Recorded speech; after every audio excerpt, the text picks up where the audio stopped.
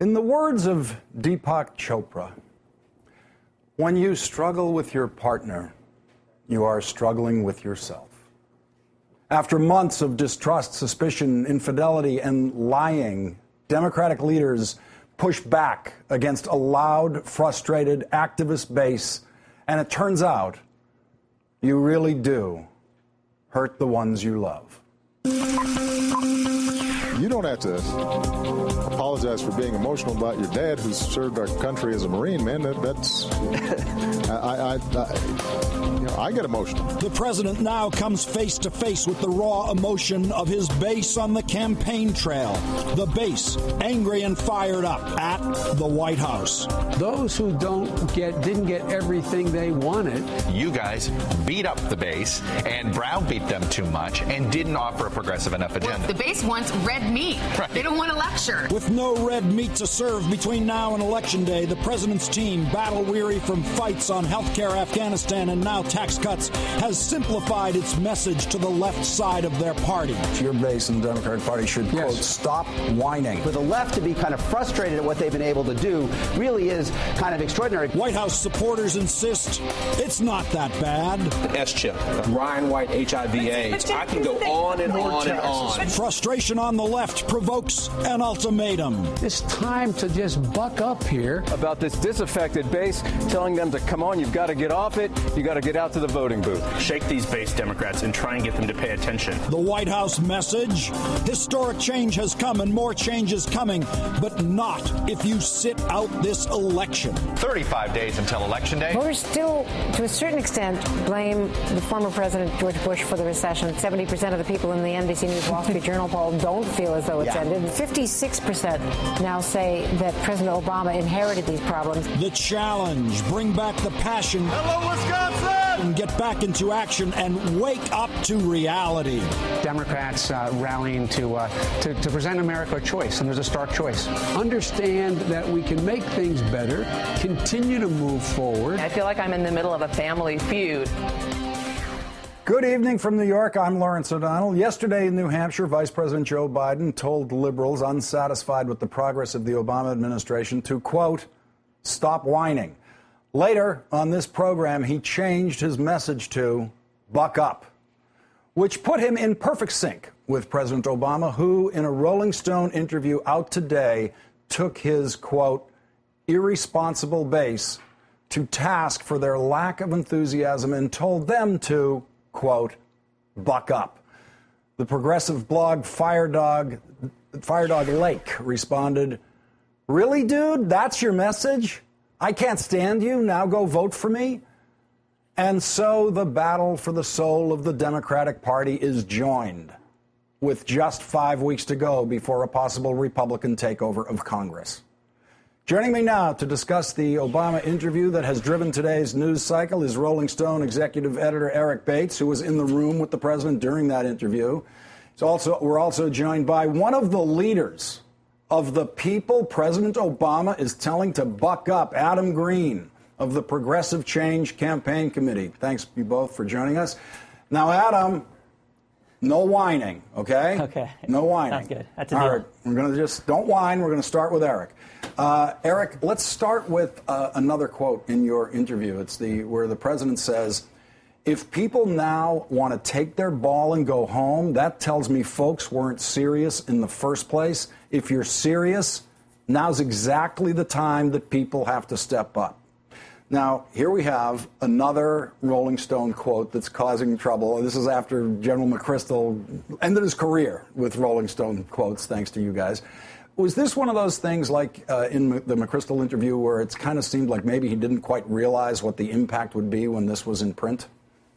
No, I think in this case the president knew exactly what he was doing. I think he's sending a very loud and clear message to voters, Democratic voters, that they need to get out to the polls this November.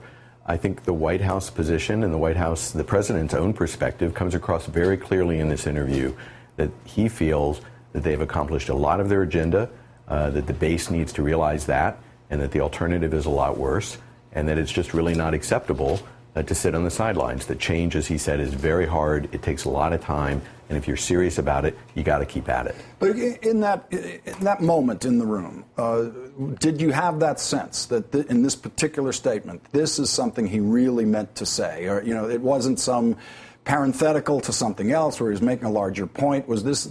What about it made it feel like this is where he really wanted to go? Well, I believe that statement was part of a statement he made where the interview had actually ended and he had left the Oval Office. Did he think then that this was not on the record? No, not at all. And then he called out to us and came back in the room and said, there's one more statement I want to make for the record. We turned our tape recorders back on, and he made a very impassioned statement directed at voters saying you need to get out, and it's really important that you turn out this November, and that was part of that statement. Adam, I got to tell you, if the president turns around, walks back in the room and says, there's one more thing I want to say, that's as deliberate as it gets. How does that statement land on you? Does that make sense to you? I believe it was intentional, and I think it's important for the White House to know that I'm not aware of a single progressive leader who is telling people not to vote. I think we all acknowledge that having the Tea Party run Congress would be a disaster. But we have been consistently telling the president and the Democratic Party that they need to learn the lessons of the last couple of years. And the main lesson is you don't give up a fight before having the fight. And when someone like Joe Lieberman, whose constituents wanted a public option by 3-1, is threatening to kill health care reform if it's not in there, you could either cut a deal with him behind closed doors where the public is powerless, or go to his state, use the power of your bully pulpit against him, and demand that he be accountable to constituents. And we never saw that fighting attitude from the president. That's our issue with him. And that's, unfortunately, his failure to fight is depressing turnout this election. It's not progressive leaders. Adam, let me just follow up with you on something that Fire Dog Lake blogger David Dayden said today. He asks this question about President Obama's intent.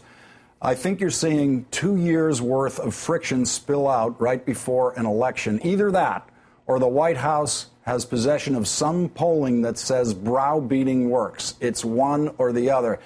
Adam, which does it feel like to you, that this is an emotional moment, that the White House and the president are cracking a little bit under this pressure and they're saying things that are coming from an emotional place, or it's you are the deliberate target of polling that says take a shot at the left, it will help you in the middle?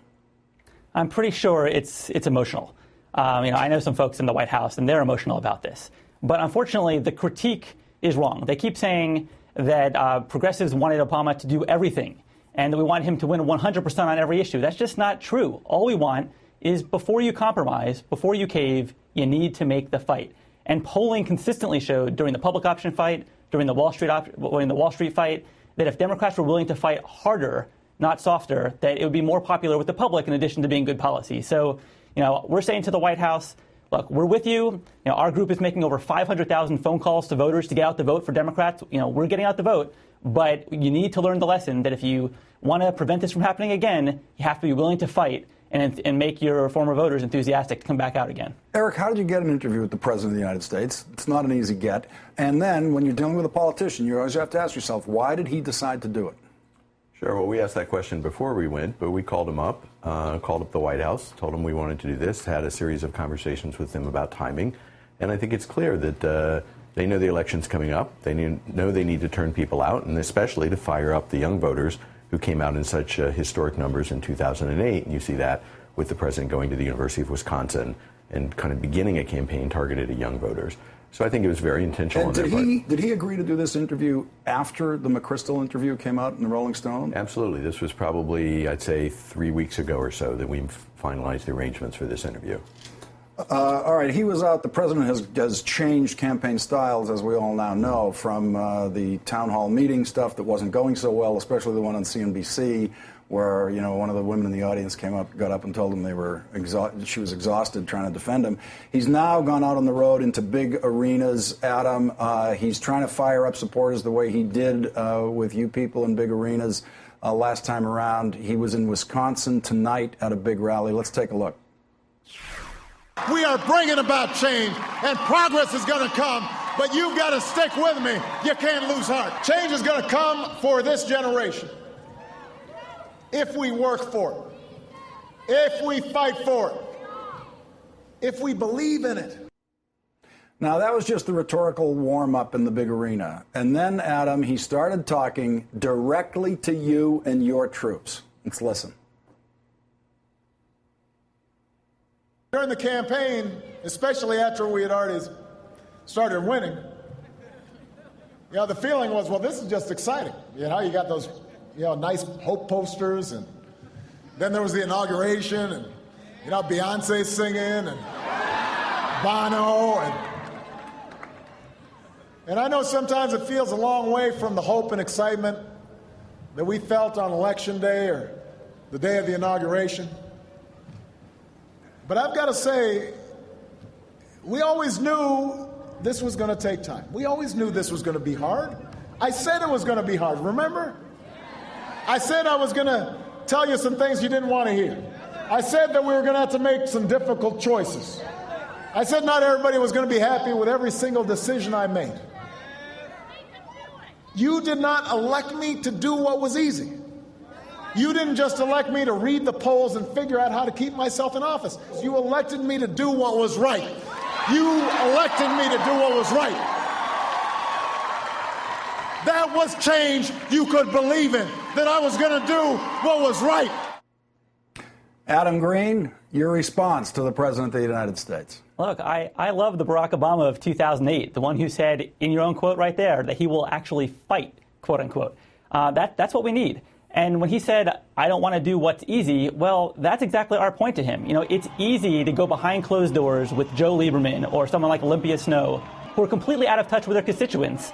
And instead of saying you have to do the will of the people, say, let's cut a deal, even though that caves to big corporations. That's the easy thing. We need him to fight. And those people at that rally right there, they want him to fight. I'm glad that he's saying he will fight, but I'm not truly sure that the White House has learned that lesson. We really hope they do.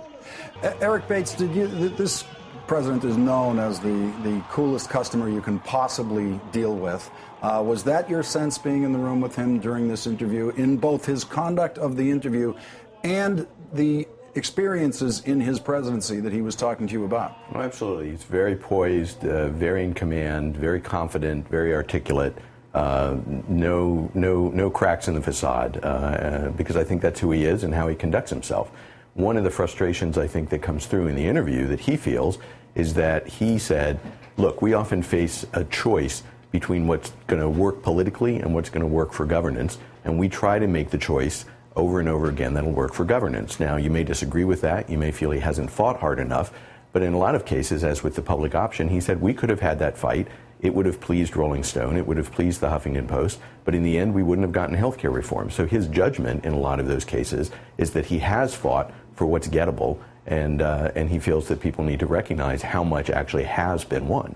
Adam, how do you respond to the president on that point, specifically the public option, as Eric summarized it? Yeah, Eric, I thought that was actually one of the best questions you guys asked in that interview. And I thought his answer was very telling, that he could have fought or he could have caved, essentially. Let me just give you one example that I think is the response. When he actually wanted Dennis Kucinich's vote at the very, very end of the health care fight, what did he do? When Kucinich was opposing him from the left, he flew to Cleveland, he held a big rally, and he rallied Kucinich's constituents against him, and the next day he got Kucinich's votes.